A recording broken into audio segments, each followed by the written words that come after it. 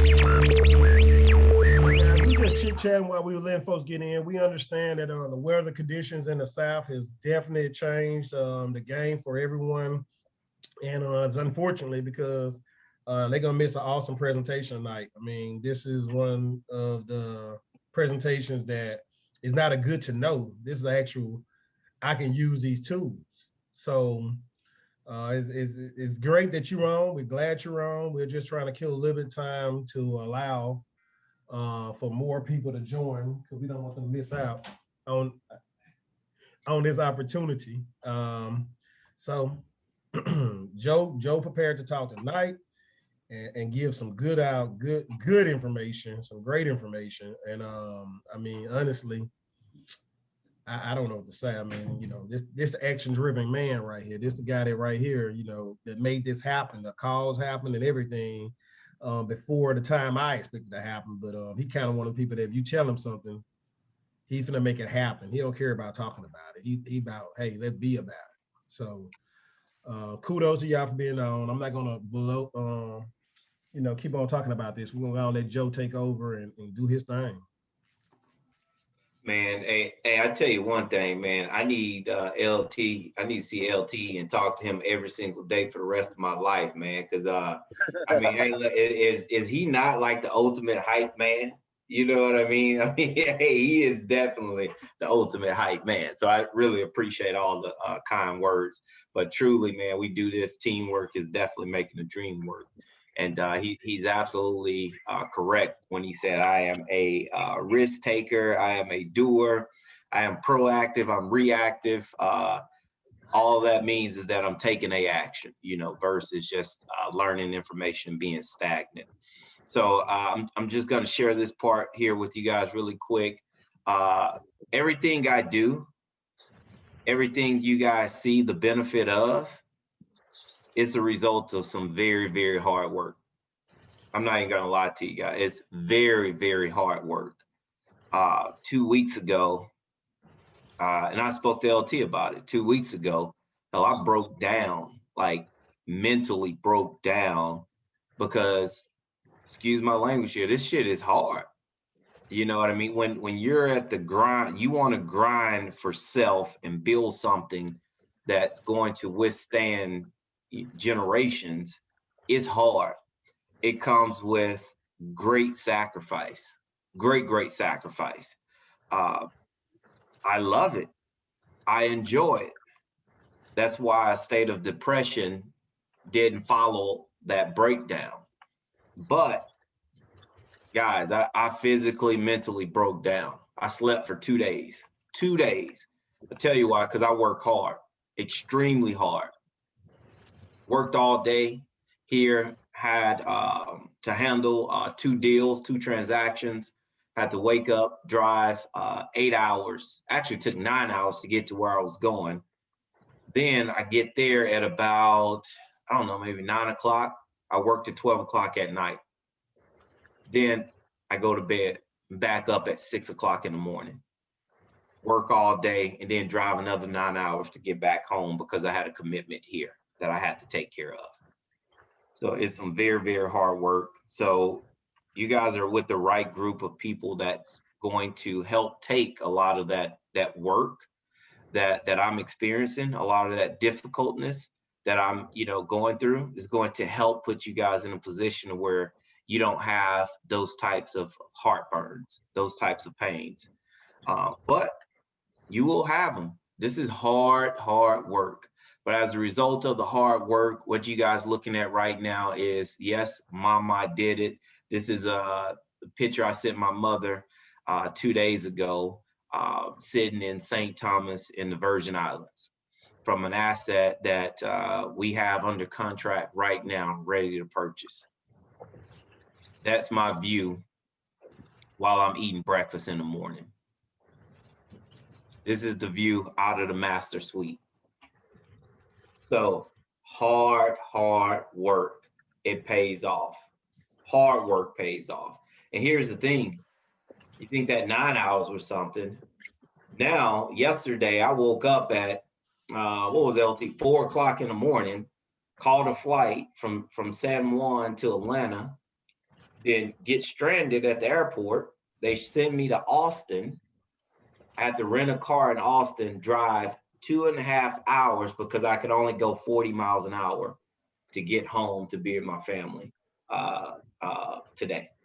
So guys, this is definitely hard work, but it comes with great reward. I promise you that it does. Hey, today I want to talk to you guys about a couple things here, but I really want you guys. It's real estate focused. I'm gonna give you guys the opportunity to chime in on what the topic, what we're actually going to speak on. So you have contractors negotiating and with contractors, protecting yourself with contractors agreements. You have renovation cost, how to quickly prepare a budget and submit an offer.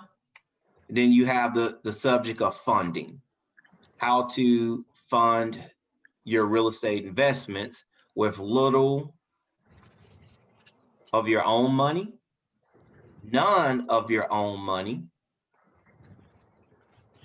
or how to pass, quote unquote, wholesale that contract off to another investor, another buyer.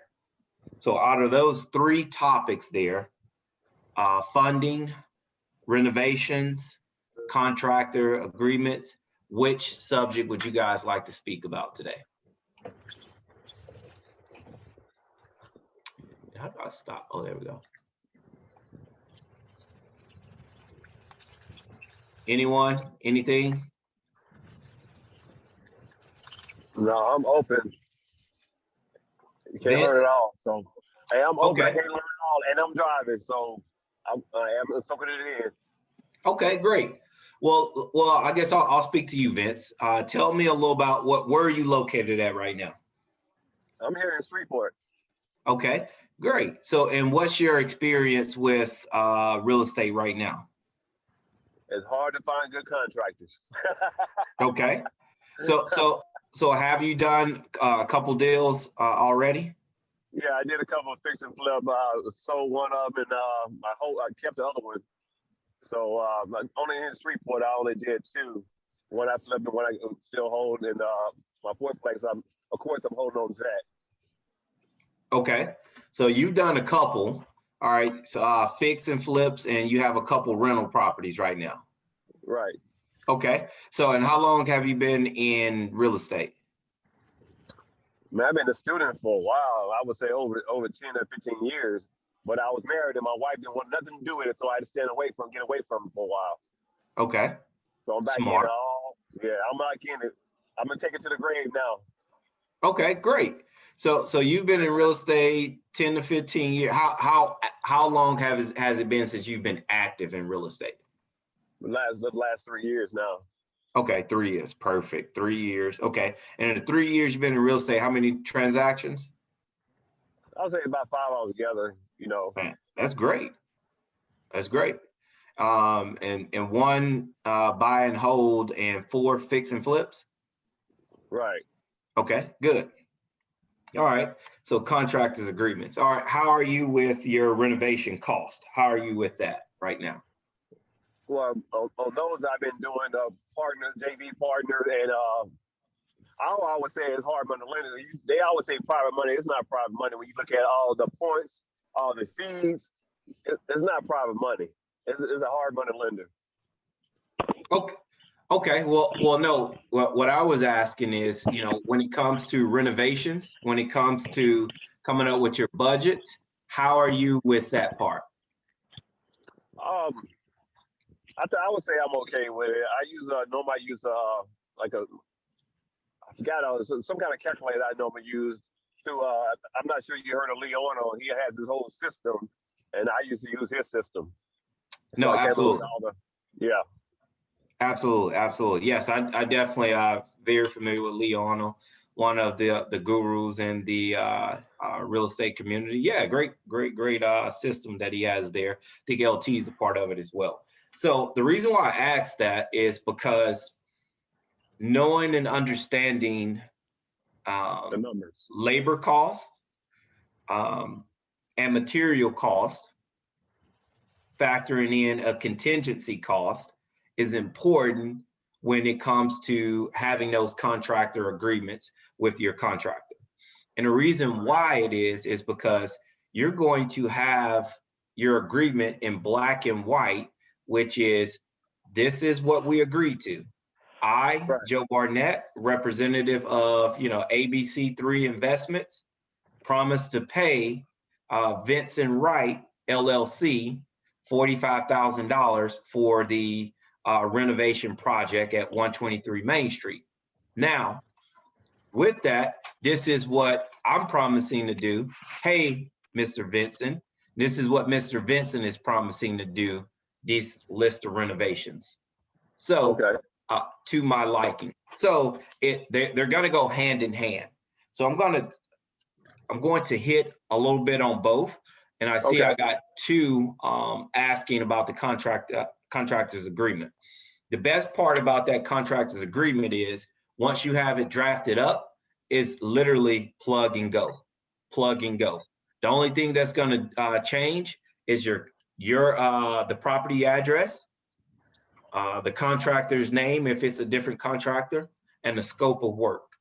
And your scope of work is going to come from your renovation list.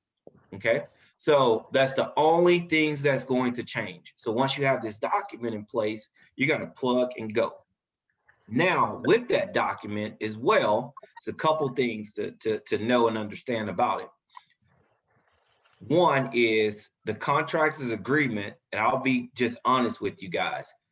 It's a legal binding agreement, but if that contractor defaults for whatever reason, chances are you take him to court, he owes you money. When he leaves out of the court, he's going to owe you money. And 10 years later, he's going to owe you money. So that document that you're using, that you have, basically it's a threat to take legal action, but we don't want to do that. We want to work together and to get this done, right? We want to see it through to the end. If we have to part wherever we're at, we're going to request a refund. So hence, you got to be careful with your dollars. And that's where knowing these numbers come from. So I'm going to start out right here. Let me do this here. Let me share my screen. And I'll try to be brief on it and thorough, but it's very, very important information for us to understand. All right. So let me share my screen here.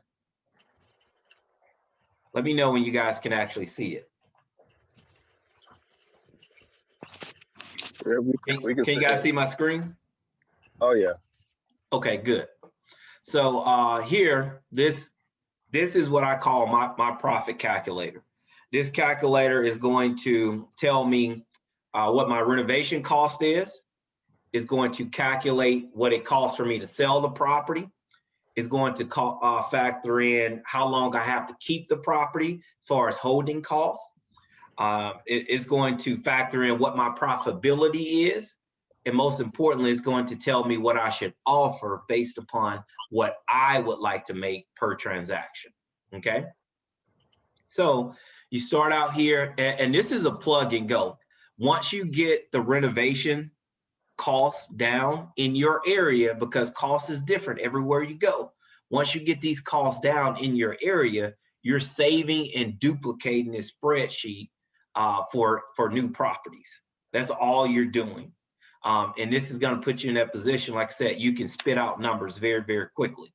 And what I really like about this tool is if you're not comfortable with renovations yet, not only if you're not comfortable with it, it's going to give you what you can predict your renovation cost to be. It's going to predict it based upon the square footage of the property, as well as the age of the property. It's going to do it automatically for you. All right.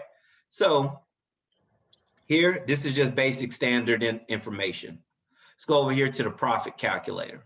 Okay. So the very first thing and I'll go down line by line. All right. All right, we're going to do a, here, let me do this here too. All right, let's take a look here. All right, so I'm going to take this property here and we're going to use it as an example. All right, so there we go. All right, so we're going to insert this address, 123. Of course, we all love this Main Street. All right. All right, asking price. All right, anyone throw out a price under $100,000? All right, I'll just use one, $80,000. We're gonna say that that's what we're asking for here. The seller's asking for $80,000. The after repair value, do you guys remember how to calculate your after repair value? If you're not sure, this is where your relationship, yep, prop stream. Oh, yep, that's right, that's right. Call your agent, give your agent the address, they'll pull some comps and they'll let you know what the ARV is on the property, okay? So ARV is after repair value. So after you go in, make love to that baby, boom, put some baby oil on her, mop those floors, get up out of there. So she's gonna tell you that. So your after repair value on this property here is, it is $225. I remember this one. All right, the year built. This property was built, let's see here. Let's see here. Hey, 1982. All right. This property was built in 1982. All right. Square footage of the property is 1,800. See, I'm just following down the line, okay? Number of months. So this is important. When it comes to the total number of months to hold the property, that's from the time that you purchase the property, do your renovations, and sell the property. If you're not selling it, till you rent the property, okay? So until that property has made you a profit. Here it is. Oh, what was that? Now you good, Joe, keep going. Oh, okay, cool. So that's the number of months. Average number of months on the project, safe bet is 6 months. That gives you 2 months on renovations, then another 2 months on the market, and a month and a half to actually close that deal out, okay? So 6 months is a good starting part, okay? So I'm just going line by line. Now it's gonna ask you rehab cost, okay? This valuable, I always use either $22,000 or $21,000, okay? For any project that I have. It doesn't mean that all my properties are going to cost gonna cost me $22,000, but that's my buffer, okay? If it's less, perfect. But if it costs me more, hey, I'm protected, right? So I use that 22 as my buffer. All right, so now you ask yourself, does this home have a pool? This home does have a pool. All right, so it automatically populates $4,000 to get your pool ready. Okay, that's a pump, that's a filter, that's draining, cleaning, refilling, and getting it crystal clear blue. That's the average cost. Now, if you have a super large cost, that's where the contingency part will come in, will help offset that, okay? Your level of rehab. Level of rehab is all based upon price point of the property. So level 1 is pretty much for properties that's, let's say, without granite. So $125,000, $130,000 or below. They don't have granite, okay? Now level 2 is gonna be properties pretty much from that $150,000 to about $300,000. And what makes that happen is that they typically are going to have the exact same type of finish outs, same type of tile, same type of cabinets, same type of light fixtures, things of that nature. And level 3, because you got 3 options, level 3 are going to be for those like $500,000 houses and above, right? So that's going to automatically throw in some kickers in the event that you come up with your budget for level 1 and you knock it up to level 2, is going to automatically add some additional monies to that on your behalf. So that way, because you're used to already knowing what your costs are for a level 1 light fixture, but now level 2, you don't want to have to go through each line item and recalculate. This here is going to sum it up for you. So, all right, here, level 1. Okay, enter rehab cost adjustments. So if you have, if you're purchasing this property from a wholesaler, you just go in and add that price right there, okay? Because sometimes you have a $2,000 to $5,000, $10,000 wholesale fee. So you want to add that in there. So now it's saying, do you want to transfer funds from rehab cost analyzer? We'll get to that part. Right here, I said yes, but let's see what happens if I say no. All right. So I said no. Based upon the age and the square footage of this property, they're telling me that my renovations should be a minimum of $26,000 automatically. So if Priscilla sends me a property, I haven't went to go look, I never went to see it, but she said, Joe, it's in pretty good shape. It was renovated probably, 15 years ago, but it's not bad at all. The bones and structures are good. Windows are good. Okay. So I'd say, what's the age, square footage of the property? Now let me go to my property calculator. Tells me right here, $26,000 is my safe cost. Okay, automatically. So you don't have to be comfortable with your numbers to know what your renovation cost is going to be at just yet. Okay. Now, as you scroll down, you're going to see here your ROI. So you're able to tell how much how much money you would like to make. LT, do you have a certain ROI you like to make on your real estate transactions? Let me get my mute button, man. Yeah, man. A minimum 12%, just a minimum. Man, LT, hey, look, LT, 12%.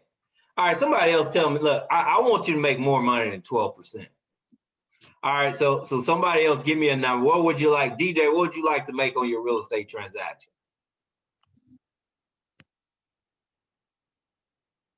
Uh-oh, don't have them on there. Well, I'm just gonna tell you what I like to make.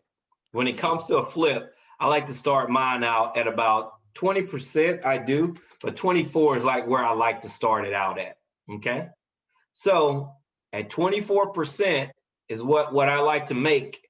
They automatically tell me what my offer should be, and it automatically tells me what my profit should be, okay?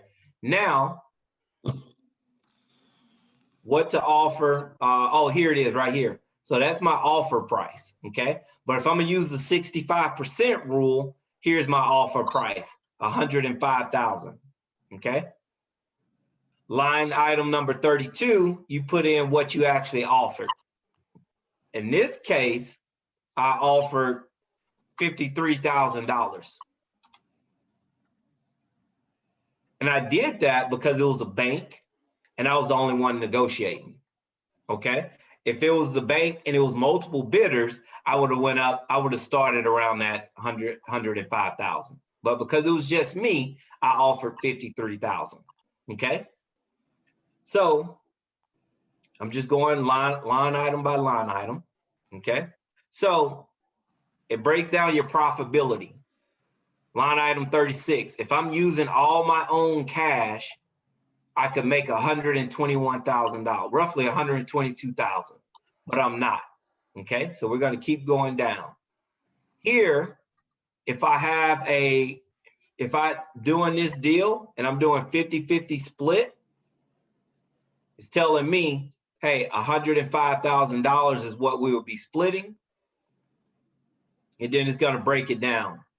Pull that off. All right, I'm sorry, 22,000 is what we're splitting. Now, if I want to give the investor a portion of the profits is telling me here how I'm going to, whatever percentage that we agree upon, telling me how much they would make. So LT says he would like to make 12%. So LT would make roughly $10,000 if he invested on this project. Me as the buyer, I'm happy to give him that. All right. But LT sees Joe over here making 112,000. He's making 10,000. If he's a multimillionaire, yeah, that's perfectly fine with him. If he's not, we're going to negotiate some better terms. All right. All right, let's keep going down. Vincent, I heard you mention hard money. Okay, I heard you mention that. Yes. So, right. So here is what you could typically expect to receive right now from a hard money lender. 90% of the purchase and 100% of the renovations. So here's the 90%, and over here is 100% for the renovations. Okay. Right. So lenders' points right now, it's between 2 and 3%. I'm sorry, 3% of the origination costs. So I just put 2. Your interest rate, roughly 9.5. Number of months, 6 months hold, okay, which is going to equal out to about $3,500. Okay.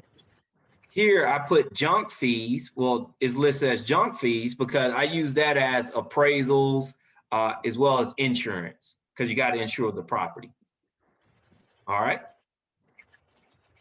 So now as we continue to go down, it's going to say here, if I'm using hard money lenders with this split right here, I am going to make $115,000. A lot of money.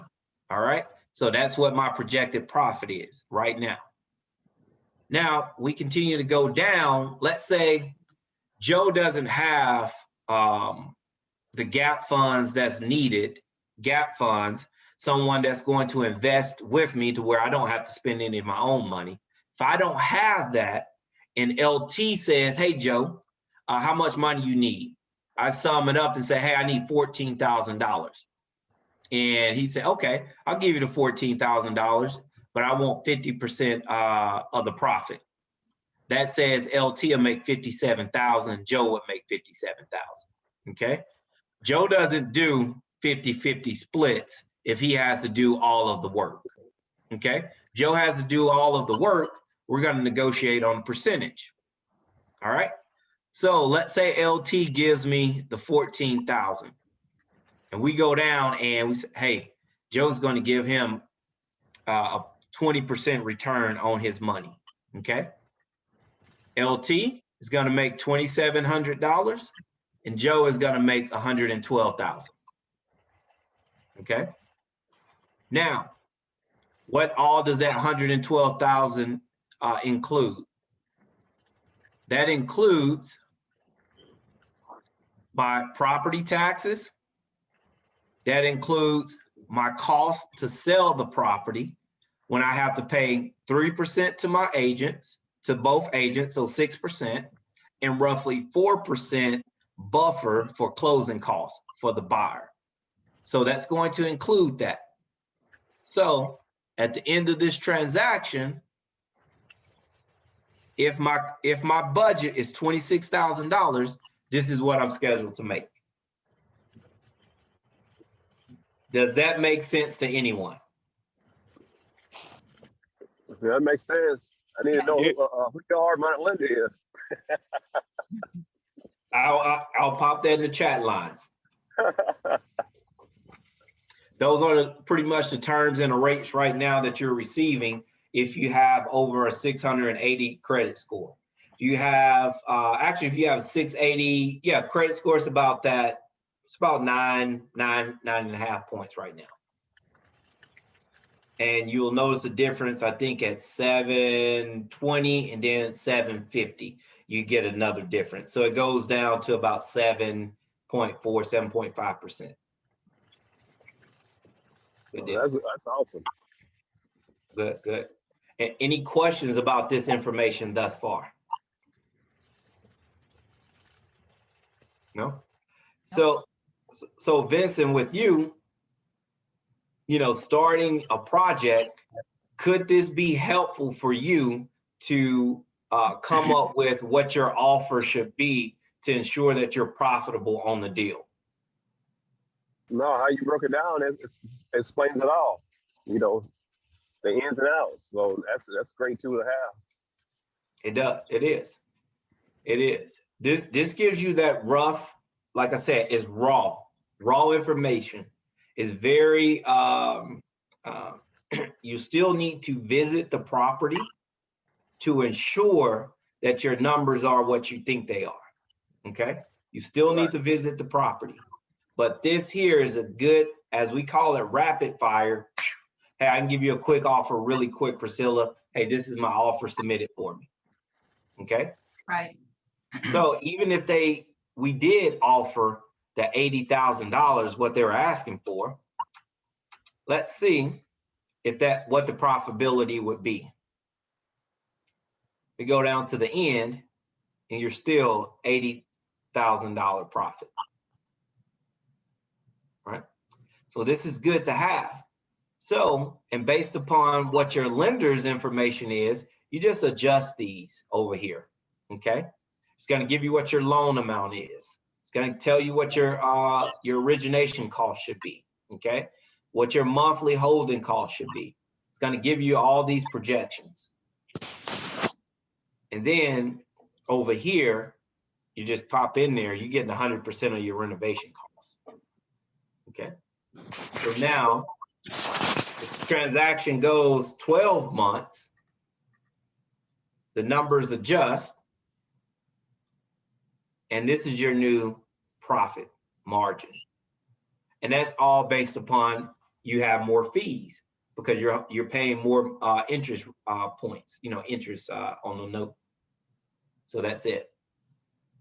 So this is like a really quick snapshot of how to come up with the budget. Really quick snapshot. Let's say if this property was built in 1965. Still saying, hey, my repair should be about $26,000. I guess they were using roughly around the same type of material back at that time. Let's see here. It didn't change whenever I put year built. So I have to figure out why it didn't change over here. So I got to go back and double check that.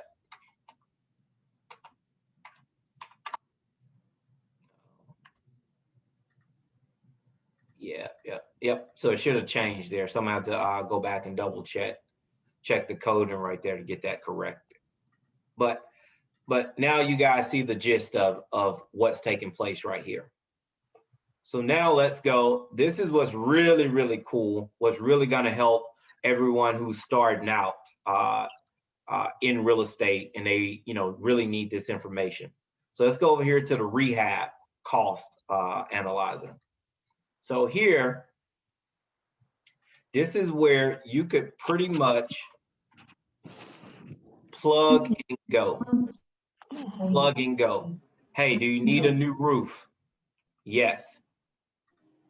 It tells you what your roofing cost should be based upon 1,800 square feet. Now, granted, if you're going to have some pitches, in your roof, if you're going to have some flat areas, in your roof, if you're going to have some additional square footage that needs to be roofed, but that is not AC is not listed as the original square footage of the house, you have to make those adjustments. But if it is, this is what you could expect to pay. That is based upon $200 a square. Okay. So in the event, let's say if it's $225 a square, tells you 84. And you can get that number from many different roofers there locally. Here is a tear off required. Yes. So with your roof, you can actually, depending upon where you're at, you can do 2 to 3 layers of shingles on your roof before you have to tear them off. But what Joe always does is Joe always leaves this area blank. And I tell my roofers that, hey, that tear off needs to be included in this $8,400. So I don't want you to charge me an extra two grand to tear it off. No, you're already up there, pull that crap off and redo it. I don't say it to them like that, but that's how I feel. That's how I feel. So now here you got fascia and soffit. Does any of that need to be replaced? So, and that's measured in linear feet, okay? So you're able to take your measuring tape, stretch it out, see how many linear feet needs to be replaced. Here, you already know it should be about $25 a linear foot. So let's say no fascia or soffit needs to be replaced. It just needs to be painted, all right? Now you go down here and you have your calculations for exterior paint.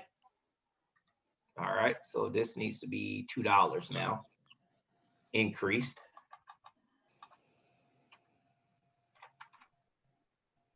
All right, so now you just plug and go. Hey, it's gonna be $2 to paint, $2 a square foot to paint. My house is 1,800 square feet. So it's gonna cost me roughly $3,600 to do my painting, okay? That's on the outside. Stucco, siding, if you have any of that, this is roughly the price right now, the going rate to redo stucco and siding. You got interior paint. All right, same thing, 1,800. All right, that's how much it's gonna cost. If you got to repair some holes, there you go. Retexture the house, 50 cents a square foot. Scrape popcorn ceilings, which in older homes, you can definitely find that. And retexture, 50 cents a square foot. Interior paint. Hey, if you got to paint cabinets, paint and prime, it's going to cost you roughly $1,000. Now, if you have a huge kitchen, you got to add a little bit on, but we'll show where that comes into play at the end. All right, your landscaping, roughly $500. That's cut your grass, plant some flowers, fresh mulch. That's pretty much about what it is. Concrete asphalt, fence repair. So, yeah, all of these numbers have been updated and are already ready for you guys. Pool, filter, pump, refinish, all of that's already ready to go. Here I added paint fence. All right. I'm a firm believer in if the fencing, the wood fences can look horrible. And a lot of times people replace them. If I was living there, I would replace them too. But because I'm not, I go in and make the repairs that I need. Then I actually paint the fences. And typically I paint the fences black. When they're painted black, you don't see any of the blemishes, any of the old, rotted wood, things like that. Well, if it's rotted, we're replacing those, but you don't see like the major issues with the fencing. So, and it costs roughly $1 a square foot on the fence. The reason why it's less on the inside, because it's really hook that hose up, paint, spray, and go. It's that simple. You use black paint, exterior paint. All right, windows. This is the cost, the average cost for average size windows and installation. Have broken panes, all of that. Doors, your entrance door, exterior doors. This includes installation. Your exterior door is going to be probably about $200 for a basic exterior door, roughly about $100 to get it installed. Now, if this was just one line item that you were hiring someone to do, you probably could add another $100 to that, because they're going to charge you a little bit more because that's the only thing that they're doing. But if they're doing all of this job, it should be about $300. Okay. So you just keep going down. Garage doors, based upon how large the garage door is, should cost from $800 to $1,000. Your opener, And that's what installation will cost you, about $500 for the opener and install. So yeah, you just keep going down. Your electrical. What should it cost to rewire a house? $3,500. What should it cost to get a new amp installed? About $1,500. My lights, exterior lights, interior lights. Hey, what should I be paying? About $75. That's for all with installation. Okay. Now, if I'm going to use, and that's can lights, the little boob lights, the small closet lights, things like that, you could estimate about $75 per light.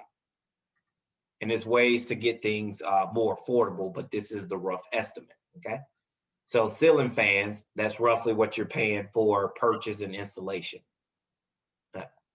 So again, you could buy a ceiling fan for, $150, tag on, $25 to it is going to be, $175.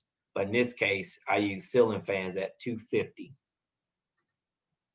And if you need to run an electrical line to the light, to your ceiling fan, if you want to add one, it's about $200 to do that. That's labor and material. All right, your HVAC system with some duct work. These are things that you could put yes, no. You just put that information in. Water heater, plumbing, all of that is all included. Your kitchen, what your costs are in your kitchen, sink, faucet, appliances. Go down to your bath, exact same thing. Do you need a whole like bath renovation? Yeah, I got 2 baths in there. Yep. So it just tells you, hey, $3,000 for each bathroom, $6,000 total. So you're able to like really plug and go. Then at the end is going to calculate what your renovation budget should be. Got your dumpster and final clean, $1,500, contingency, 10%. So $2,300, you add that in there.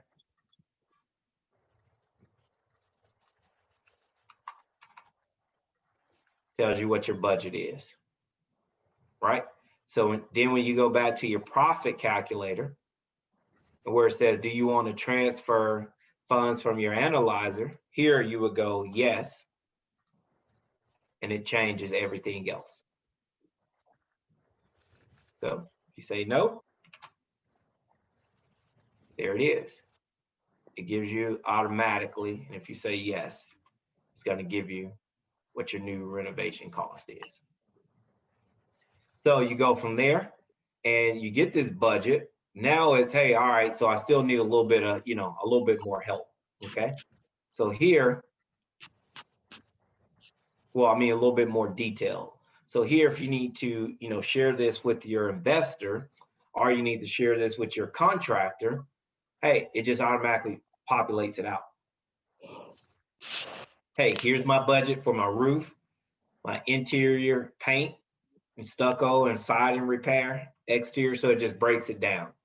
So now that tells you what your budget is, labor and materials included.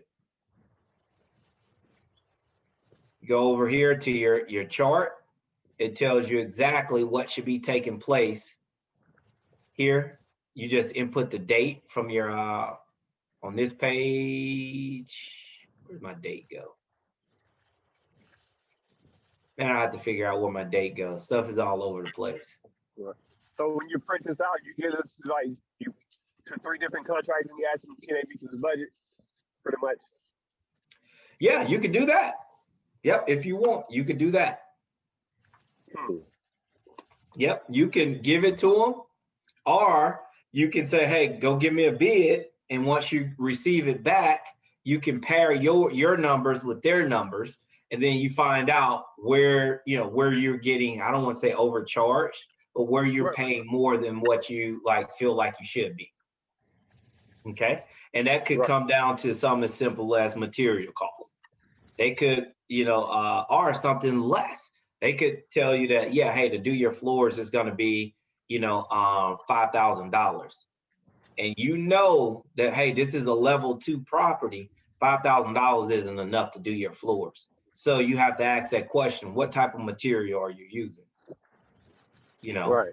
so then you have to go in and make those adjustments. So, but this is it. So And Joe, as I shared with you, especially if you're new, even if you're not new, you want to know where your project should be every step of the way. So you simply say, hey, look, week 1, this is where I'm at. Week 2, week 3, and you're just following it. Oh, I'm sorry, this is a week 1, 2, 3, 4, 5, right here. And this tells you what you should expect to pay your contractor every week. hey Joe, Yes, sir. how do you handle contractors that like to give you one blanket price? Good. So you can, for me personally, from my beginner experience as well as my current experience, I'll ask them, so, okay, what all does this include? Okay. They say, hey, it includes everything. All right, perfect. So now we need to talk about the grade of materials, because materials is what's going to make that contractor underbid his project. That's what will get the contractor in hot water. So I make sure I ask him that up front, because I want to be fair to him, fair to us, and make sure, we're setting the proper expectations for each other. So that's if his bid includes labor and materials. Okay.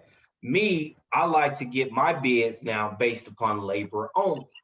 The reason why, I know what stuff costs labor wise now to get things installed, to do demolition, to install can lights, all of those things. I know what things cost now. So I ask him, hey, give me a bid to do everything on this sheet that I want labor wise. Perfect. So now if he tells me, hey, it's going to cost you $12,000. My renovation is $25,000. Okay, perfect. That tells me I have $13,000 for my materials. So now it's up to me and my design team to go in and get my own line items of what I'm willing to pay. And I know those numbers already because I've done so many. But if you're brand new, you're going to need to accept your bid like this. You're going to need to do it. Hey, Joe, how do you know what the labor cost should be? Is there a certain percentage that you can say is the basic amount that a labor cost should be on a home, maybe by the square footage or by the time you think it'll take to renovate? You know what? I'm glad you asked that, because I have a budget cost sheet, just a quick snapshot as we went over last time. I have a budget cost sheet, but is not set up to where it just includes labor only. So what I'm going to do is I'll go and I'll adjust this to where it's labor only. Okay. So like here, this budget sheet, we know how much, let's say a stove costs here, but I have my stove and I have my labor installation. Okay. Right. So now when I'll go back and I'll adjust this to where how much it should cost to get these things done. And I'll share that with the group. Excellent. Thank you. Yeah, no worries at all. I mean, everything from installing a toilet to your vanities, sinks, your lights, all of that stuff. See here, I got labor and materials included. Okay. That would be great to know, because I run into that a lot when I'm trying to get contractors to work on projects, especially being a female and being there, by myself. It's kind of like being a woman and taking your car to a mechanic. Right. They try to get you in a lot of cases, majority of the cases. And if I know how much the labor should be on doing something, then that will definitely give me a lot more leverage in being able to make sure that I'm paying a fair price and negotiating the cost of that. and even in this scenario here, anybody who's new, when you're trying to do your first, you don't know how much stuff costs. So I'm very glad that you broke that down and you told us that you really prefer to get the bid by labor only. And so that's why I wanted to find out, you know, how can we determine what is a fair labor only bid on something? Yep, absolutely, absolutely. So I'll do that sheet. Thanks for asking, and I'll do that sheet to where I'll actually separate it, material cost, labor cost, you know, and of what I would pay typically. Okay, so if you're there and you're using, you know, higher end materials, hey, you just have to adjust accordingly. Okay. But that'll give you like what you could expect to spend on that project. But for me, like you said, I like to get mine labor wise now because I know what my material costs already are, you know, and everyone's not going to be the same. Some Right. people are going to come back on a whole project. They may be, you know, $1,500, $2,000 more than what you're accustomed to paying, but you can kind of figure out like if it's going to be worth it or not. Right. Sometimes it is, sometimes it's not, you know. So you'll be able to tell, and you can come back and say, hey, look, for a property this size, everything I'm asking you to do, hey, I'm so used to, I can tell you right now, I pay, you know, $12,000 for this. You're asking for 14. Okay, tell me, where is this $2,000 difference coming from? Right. You know, and they may have an answer for you, they may not.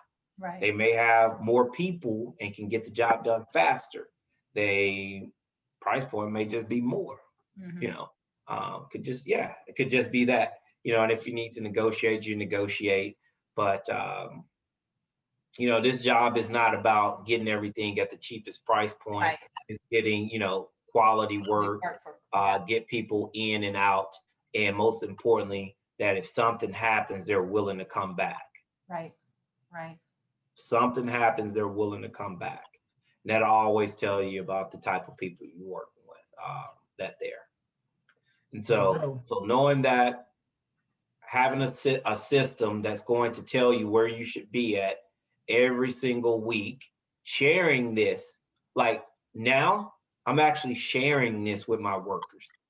So meaning that if I don't get an invoice for, what is that, $4,500, hey, Paul, what's going on? All right, this is where we're supposed to be right here. You know, what's going on? Is that not done? Like, what's happening? And they'll tell you. But so now you have that system in place. Whenever I told you guys it was hard because I was trying to develop and structure something like this. That's why it was so hard. Because I was unorganized when it came to project management of multiple projects. It's just one project, in and out. I can go. But if you got multiple, you got to remember what your dates are, where you should be at, who you're reporting to, you know, when you should be done. So you want those types of things to be documented to help you stay structured. Hey, Joe. Yes, sir. Let me tag team with you. So we already got that one question we knew we were going to ask. For those who don't know who Joe is one of the first.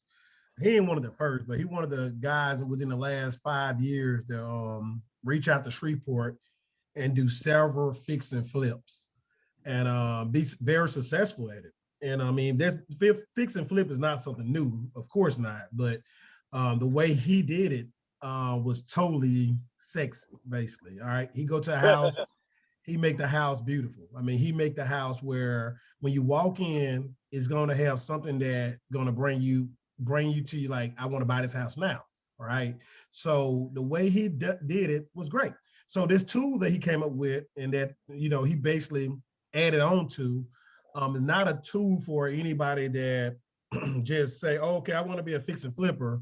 And this, I want to use the tool right away. Right. So yes, you can use it if you don't understand it.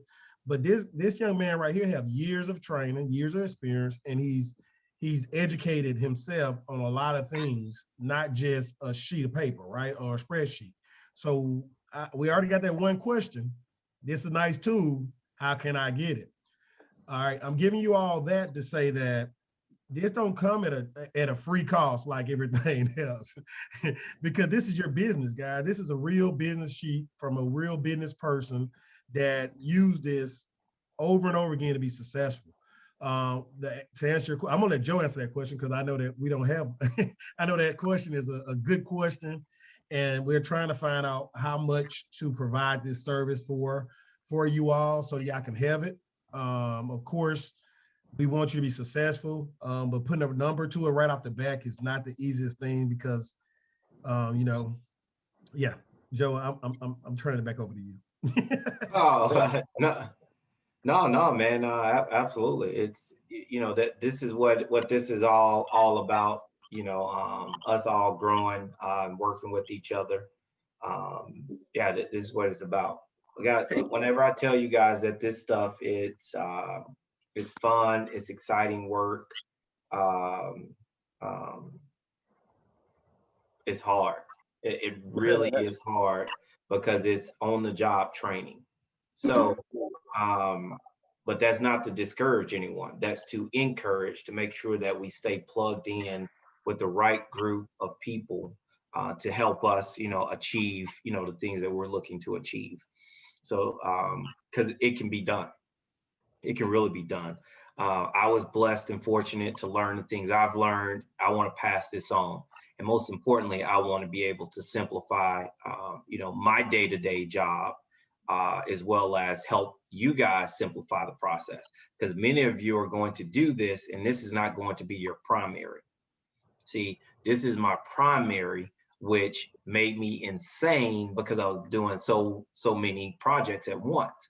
So I knew, hey, I needed to develop a system that was going to give me a simplified approach. So I'm sharing this with you guys as well. Say, look, you got other commitments. You got work, you got family, you got religion, you got life, you got personal time, all those things. And so this is going to help assist you guys with, you know, achieving those goals. Let me share this screen here with you too. So this, we had lender's budget. Okay, we did that one. Profitability breakdown. This tells you here if you have like investors and you need to like present this information to, or you just need it for yourself. Kind of, it gives you that ideal printout of, hey, this is what you know, what your profitability is. So it tells you there, my ARV, purchase price, everything from all the beginning, the information we imprint, plugged in to now in just one quick spreadsheet, just populates it for you. So gap funds needed, 23,000, projected total profit, there you go. Gap funds profit, that's if you're doing that 50-50 split, and there you go. So you're able to share that. Here, yeah, we won't even need this page here, but your local contractor prices. So here is where you can always go in. This is my prices here. Here you go in and you adjust and populate yours. So let's say if we're all partners and we're working together and SL is in St. Louis, I'm with SL, I'm working with him. And as you know, we're going, you know, learning his market. Hey, so I know St. Louis here, I go in, I could change this from contractor 1, I can put St. Louis. So this is what I'm willing to pay in St. Louis market. Hey, LT is in that Virginia, DC, Maryland area. So, hey, I can go in and I say, hey, look, this is what I'm willing to pay here. So it helps keeps me on track. So whenever my numbers are off, and this is important for me because, hey, I'm doing Louisiana. Now I'm moving over to Oklahoma. So, and then Baltimore or Cleveland, one of those. So I'll need to always have this stuff in place for whenever, say if I have LT go out and check out a property for me. So he can go in and say, okay, Joe, look, this is what you're looking at on your budget. He meets with a local contractor. He can share that information. So do you guys have any more questions about this information here? Yeah, Joe, I have one question. It goes back to the contract you use with your contractor. Say that you get them all of them a time frame. How do you make sure you keep them on time frame compared to the budget? Because I had one incident, folks got done in 2 months, and it took them 7 or 9 months. So it cost me more money. Great job. Great question. So in the actual contract that I have, it actually states that an agreed upon end date. So if we agree upon, I'm just going to use it, we agree upon 60 days. Okay. Right. And I agreed to pay you $40,000. Okay. At the end of day 61, it has it to where you are now penalized $100 per day. Okay. For going over your time. So in my contract, I have that. Honestly, okay. I tell all my contractors, yes, I have this here. It is for my protection. You know, acts of God happens.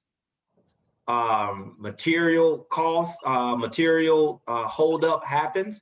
All those things, we add a contingency in there, you know, some extra days. But if it's not their fault, we add an addendum to the agreement. Not a big deal. Not a big deal. But if someone, excuse my language, dicking around, taking 9 months to finish a project, yes. Hey, look, you are, dinged $100 a day. So now, that's why it's important to pay them for work that's been completed, not work that hasn't been. Okay. Right. So if they start and they fall off and they get behind schedule and they're not catching up, you don't have to pay them. Hey, pack up, move on, bring in another crew. Now, they say, well, hey, pay me for what I've done. Okay, we're on, it took you, just gonna say, 6 days to tell me this. Your bill was for $4,600. All you're entitled to is you're entitled to $4,000, but let's take a look at where you're actually complete at on this project from the scope of work list. And the scope of work list is this here. Let me pull it up. So, all right. So here's my scope of work. So if I said, hey, look, $4,600, all right, you made it there. Right here, $4,600, you made it there. Right here, another $4,600, but all you got to was, doing the tile surround. You didn't finish out the other things. So, hey, $600 you owe me. Now, from what you finished, now I only owe you, $3,000. So you just go back, you just take a look. Oh, okay. Great question, though. Great question. Anything else you guys have? I'm gonna piggyback on that too, Vincent. Another thing they do with contractors, that's a good practice. And I think they talk about that in the honor class. But I know that Dan Merrill talk about it. Somebody else talk about it. Basically, when you make the agreement and the guy and contractor say, "Hey, look, I'll be done in 60 days." And you say, "Are you sure that you can be done in 60 days?" You basically say, "Hey, make them say yes. That's what they're doing." So then you say, "Okay, then cool. So I'm gonna give you 80 days. Since you say you'll be done in 60, you agree that you can be done in 60. I'm gonna give you 80 days. However, any days after that, that penalty that applies, that $100 a day or $60 a day. Now, what argument can they give you? They said they'll be done in 60 days. You gave them an extra additional 20 days, and you agreed upon it. Now, with that extra 20 days I'm giving you, if it's not done in this amount of time, then I'm penalizing you this $100 a day afterwards because I gave you grace period. Right. So I don't know which class that was, but I know I went to so many trainings. They told me that's a good practice. Now, contractors all are different. None of them make the same. Some mean well, some mean money. So you know, you just got to do your research and your homework. And Right. Joe, that was a nugget you gave about, you know, paying folks for the work they completed. I mean, I don't know if any of y'all went to, you know, your first job and the job says, okay, you know what, this your interview, we hired you, we're gonna pay you for the next 2 weeks. Right. I think Right. everybody had to start working and do some work and wait for a check, right? Right. Right. So, I mean, with everybody that's new on here, I'm just going to throw this nugget out there. You know, when a contract asks for money up front and it's not for material costs only, I mean, now, you know, so like the air conditioning man, you know, yeah, usually you're going to pay for your material costs up front for them to, you know, do the rough end or whatever you're going to do if you're getting it straight in. You don't expect them to pay for your equipment. But if they asking you for the whole payment up front, then you need to run. Right. All right, you know, and I mean, after you build a relationship with someone and you work with this person before on a project or two, now you have a relationship. Now you can say, okay, I trust you enough, but I mean, I wouldn't get that comfortable until we like 10 houses in. Yeah, and if you look at it, if you are pending how you do, you know, your projects, if you're paying labor only, it's nothing for you to do. If you're paying labor and materials, now that's a different story. Labor, when I say paying labor and materials, giving them their budget and it's including labor and materials. At that point, they probably will request a draw up front, which makes sense because they're going to have to expend monies for their labor as well as for your materials. So now I'm at that point to where, because I know what my materials cost and my labor cost, hey, I want you just to give me labor, right? That's what I want. Now there are going to be one-offs here and there to where you're going to need, you know, something small. Hey, I need my sinks connected. Excuse me. So with that, hey, all the time, I don't know all the plumbing that's needed. So you know what I share with them? Hey, go grab it all, take a picture of the receipt, send it to me. I'll send you your cash. So times like that is going to be some one-offs, but for the bulk, the big stuff, no, just give me your labor costs. That's it. And we'll do that. You work, you're paid. You work, you're paid. Now, while we talking about that, another nugget for everyone. Let me see who new to this? Who is new to this call that never done any renovation on had to hire a contractor yet?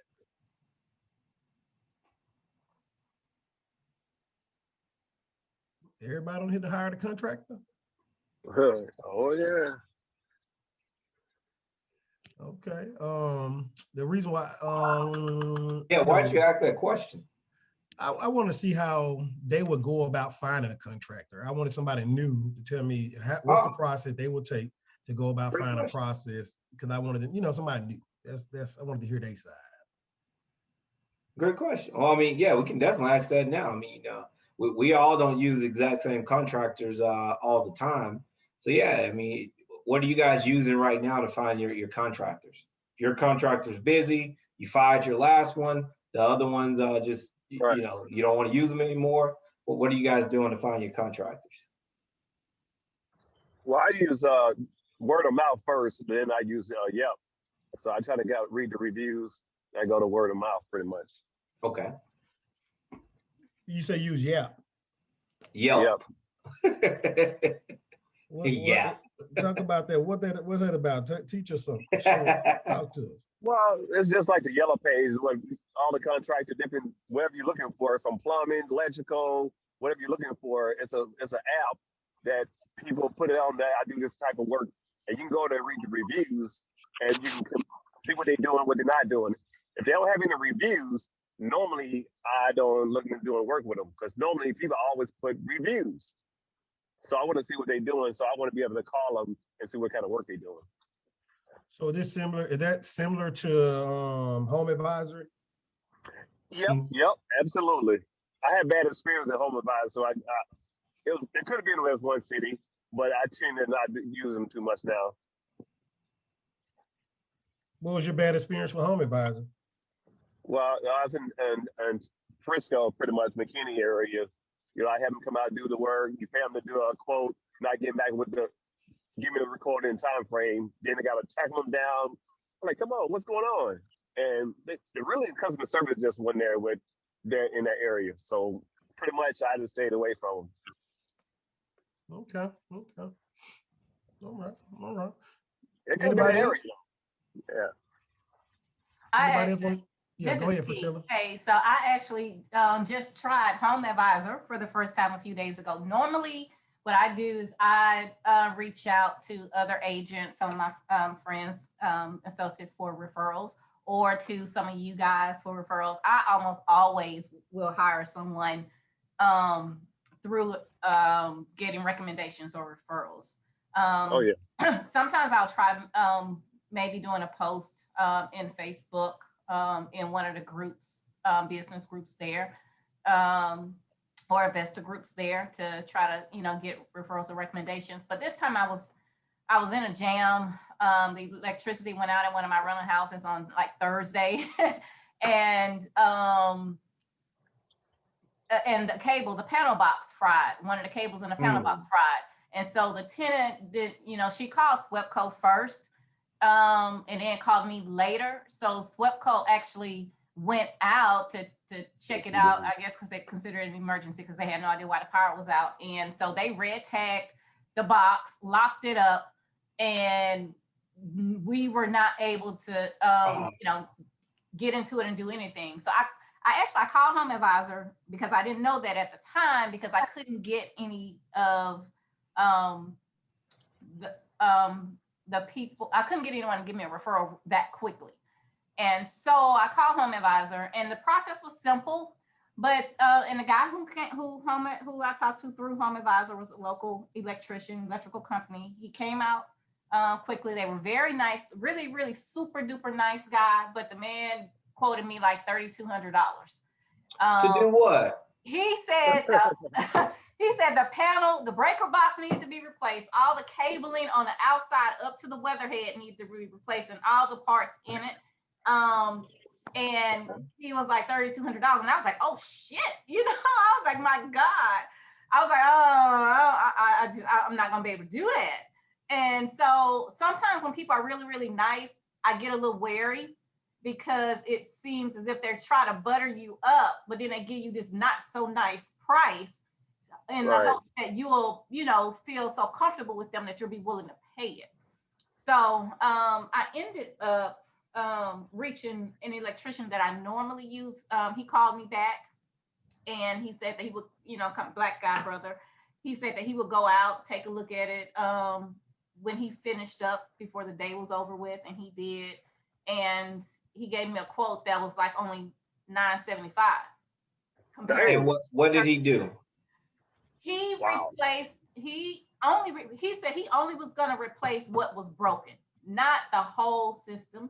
And he did replace my electrical in my breaker box and the cables in there. And he grounded the system. He said it wasn't properly grounded, or it didn't even have a ground like it was supposed to. So he did that. And I think he replaced, there was another little, box to the side of it that he replaced some wiring in that as well. So needless to say, I wasn't necessarily too happy with my experience with Home Advisor either, though I know it's on a case-by-case basis as to who you get. But a lot of these big companies, they just seem to overcharge you when you tend to go that route. So yeah, you're right.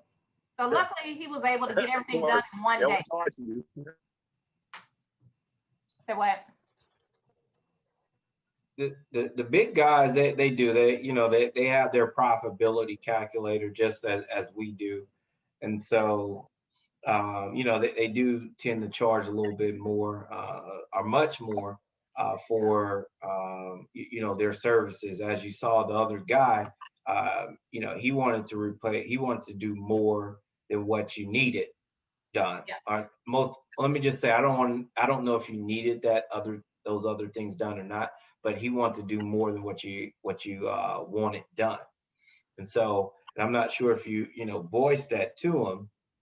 A lot of times it is, letting people know, like, wait a second, I just need this done. I don't need all that other stuff done.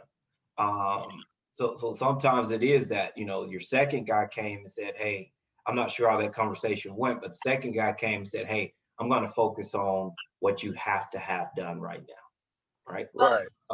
Well, the first guy said, he made it seem like in order for SWEPCO to come back out there and inspect it and pass it and to restore the power to the property, that I would need to have all of that other stuff done. Now, he did tell me that there may be some few little wires in there that might not necessarily need to be replaced, but in order for it to pass inspection, it will be needed to just repair everything. And obviously that was not the case, since the second guy came out and, did what needed to be done to restore, because he was able to get the permit. He was able to get with the SWEPCO inspector about, what may or may not need to be moved and get it inspected all before 5 o'clock. And I was just like, thank you, Jesus, because this storm was coming in and it was freezing outside in the house. And so I definitely, and I know the second guy, it might not have really cost that much to do all that, but it was a whole hell of a lot cheaper than what the initial one was. And he did it in a quick time frame. He got out there the next morning, got it done, and my tenants were able to, get back in the house once everything warmed up. No, absolutely. And what, not only what happened is now that in the event that Joe needs an electrician, I'll reach out to Priscilla. Hey, what's that guy name? Text, boom, right then and there. So now, he becomes an ally. Now, this is, for anyone that needs an electrician that is not in that Shreveport, Bossier City area. I have a buddy, he is an electrician. He got deported back to Mexico about, I don't know, it's been a couple months now. But in the event that you need an electrician, you can actually have someone go out and, bid the project. You can call him on the phone, and for $25, he'll let you know what you should pay for that job. $25, he'll let you know. Cool. So that's just a way that, I continue to use him for, helping while he's away till he's able to come back. Yeah. So it's, Cool. it's a crazy, dude. I mean, man, that whole system is just weird to me. But yeah, so anyone that needs, his contact information, just drop me a line and I'll make sure I send it over to you. You can, and sometimes it's simple stuff too.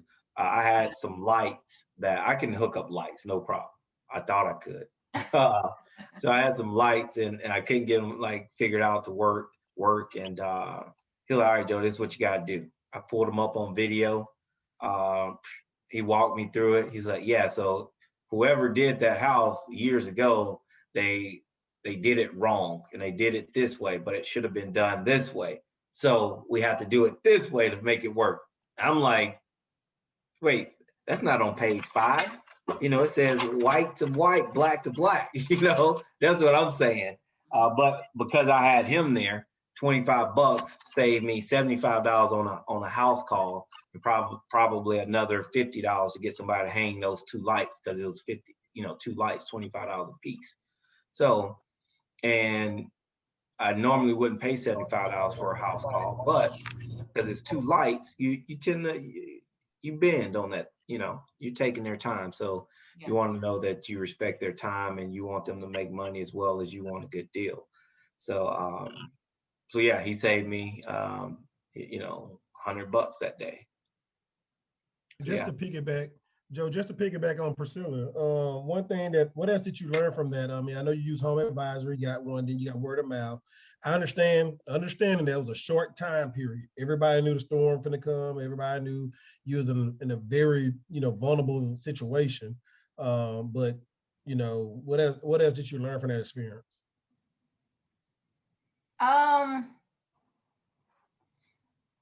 Well, honestly, I felt like getting recommendations was the better way to go.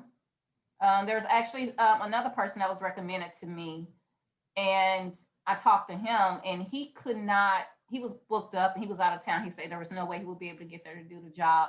But had he done the job, he would have been a lot cheaper too. And he, once again, was an African American. And I actually really felt good because I'm like, man, my Black men are actually really being fair with me.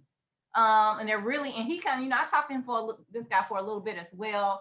And I kind of asked him, I said, so this other company quoted me like $3,200. And I was like, so do you feel like that's a fair price for, what he's quoting me needs to be done? And the guy said that he doesn't like really shooting down other people's prices because they charge what they charge. That's on them. But he said he could wire a whole house for $3,000. So that kind of right there let me know. Labor and materials included.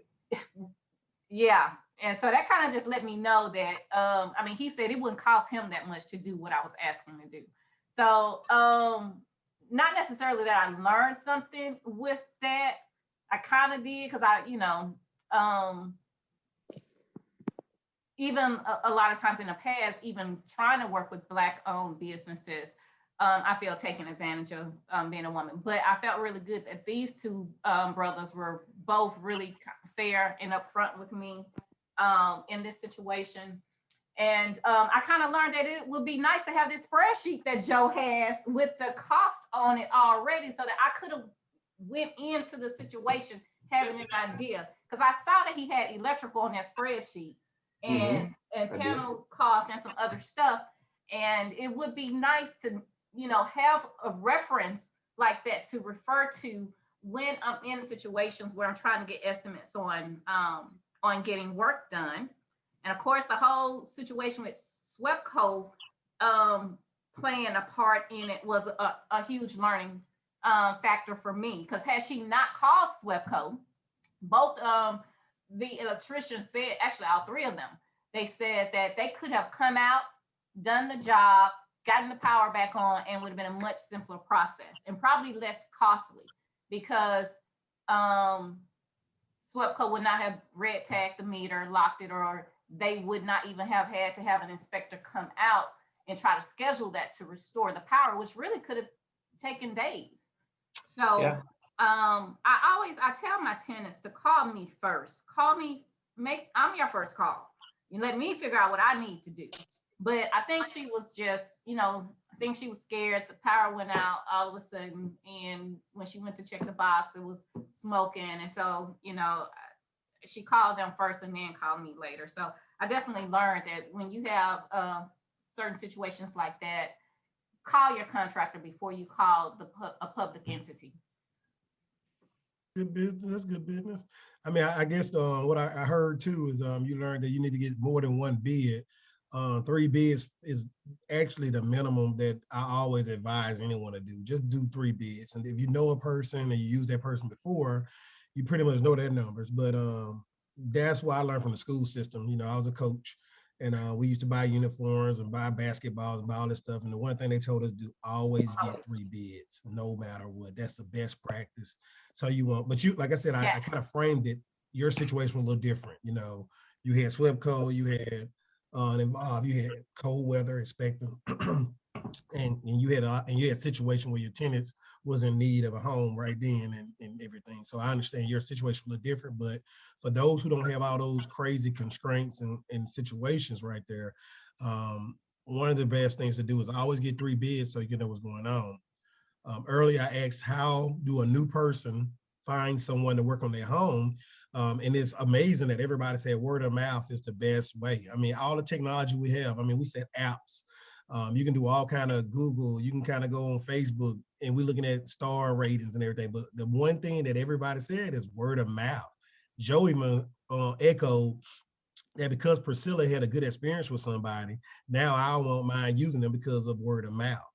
So that's old school is the best school, right? That's awesome. All right. And then the other thing is, after you get a contractor, what do you think the next step after you say, okay, this contractor may be one person I want to use? What do you think the next thing you need to do, even if you got word of mouth? What do you think the next thing you want to do to vet that contractor? See samples of their work. Hey, Williams, this is Castro. I think you need to make sure they're bonded, general liability. Those are two that come to mind. Those are great too. Anybody else? Those are great too. They got insurance and they bonded. And that's another reason why some contractors, it drives the price so high. You know, some may not have carry those license.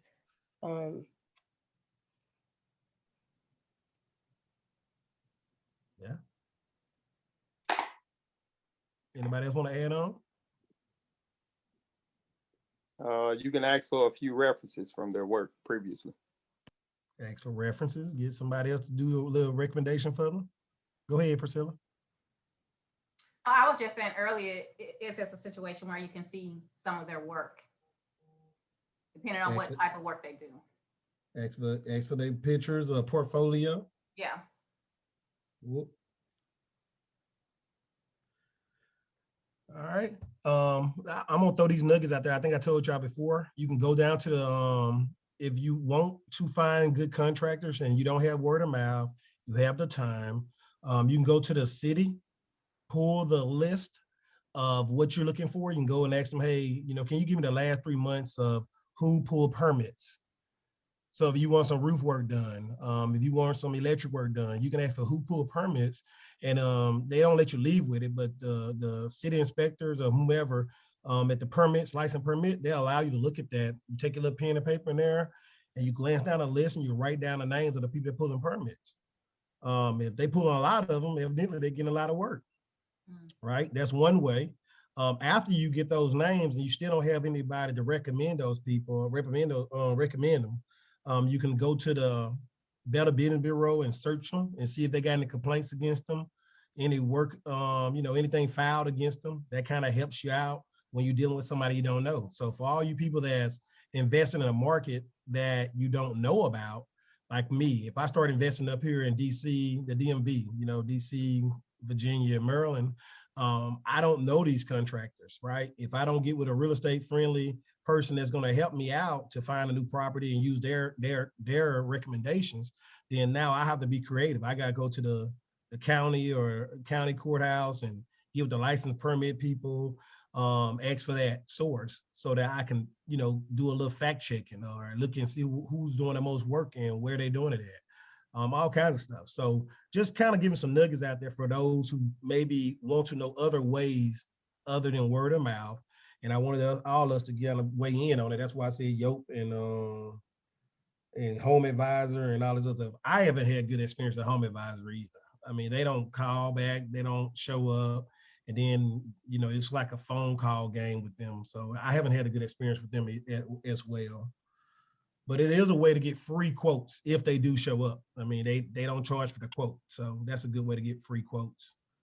But awesome job, guys. I told y'all from the get-go, before we even started, that Joe have plenty of experience. He's an action-driven brother.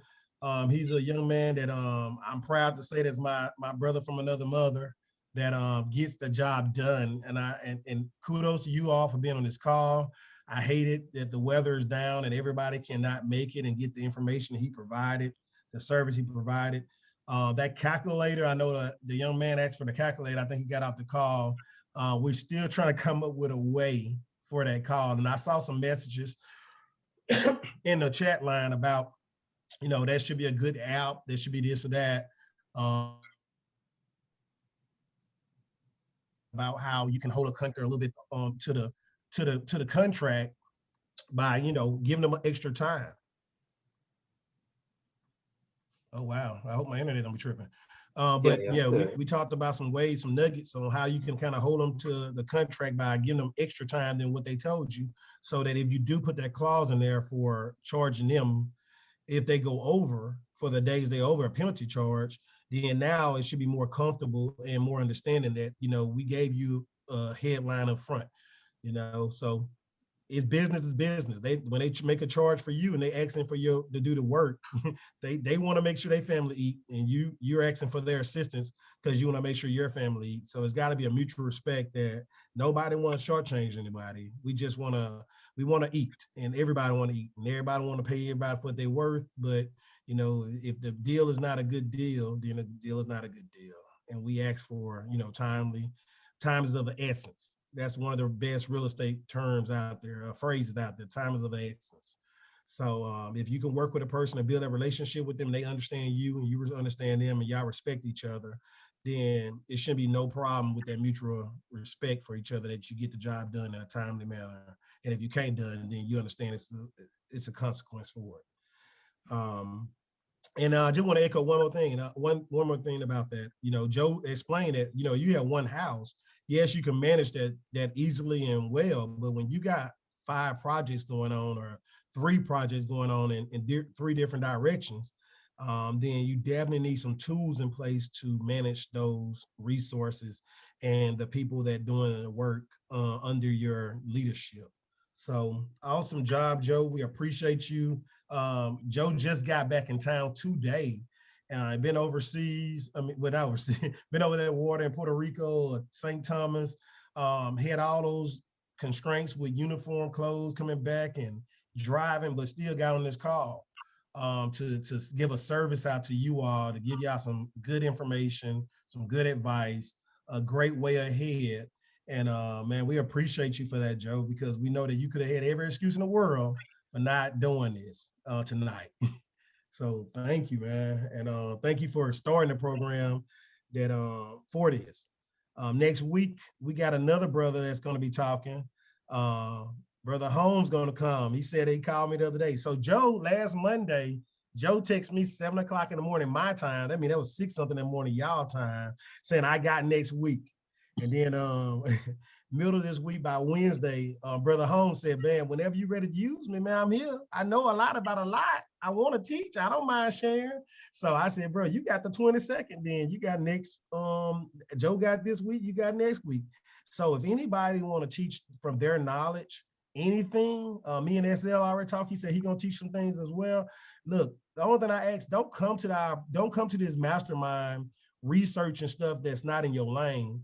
Whatever you're going through in life, whatever you've done in life, whatever experience you gained through doing any kind of business, whether it be real estate, whether it be a trucking business, whether it be what have you, you know, this is a mastermind group to help everybody else, because we don't know who else wants to do what you're already doing. And the vision is, hey, partner with me and do it with me so that you can learn my system.